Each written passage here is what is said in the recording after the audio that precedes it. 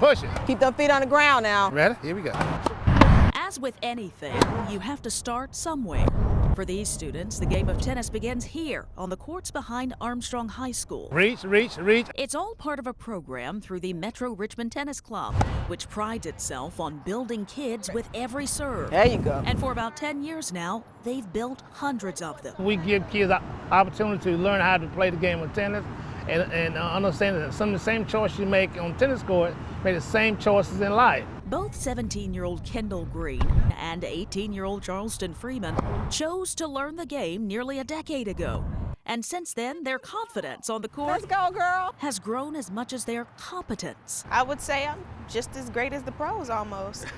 I'm a left-handed person, so that means my serve will always be a spin.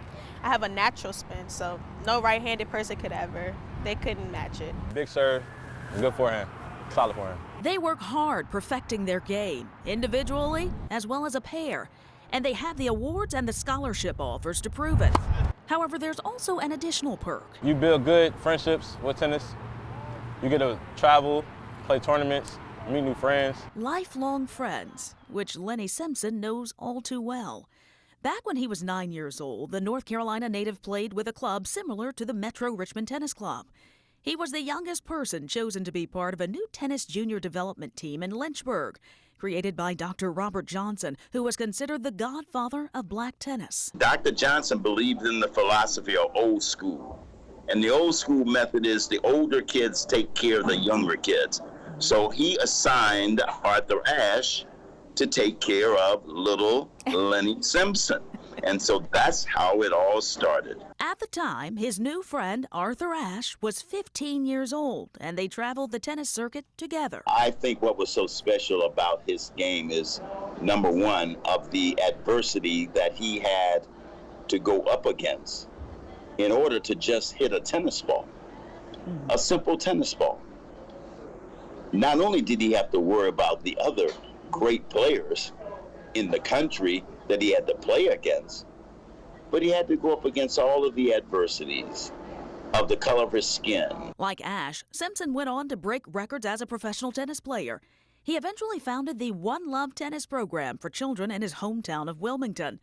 But through it all, his friendship with his world-famous mentor lasted until Ashe passed away in 1993. We called each other and promised each other that we would call each other every 7 days, and we never missed not calling each other every 7 days, no matter where we were. He was my hero because of what he stood for, because of what he did, and how he accomplished what he did with a racket in his hand or with a racket not in his hand. He did it with dignity and grace, and I will never, ever forget him for all of the rest of my entire life. And Arthur Ashe's legacy of doing it the right way continues to influence the way the game is taught today to all of these young friends of the Metro Richmond Tennis Club. You see what he did and how classy he was, and that's what we try to teach the kids. Be a good person on and off the court. He wasn't rich.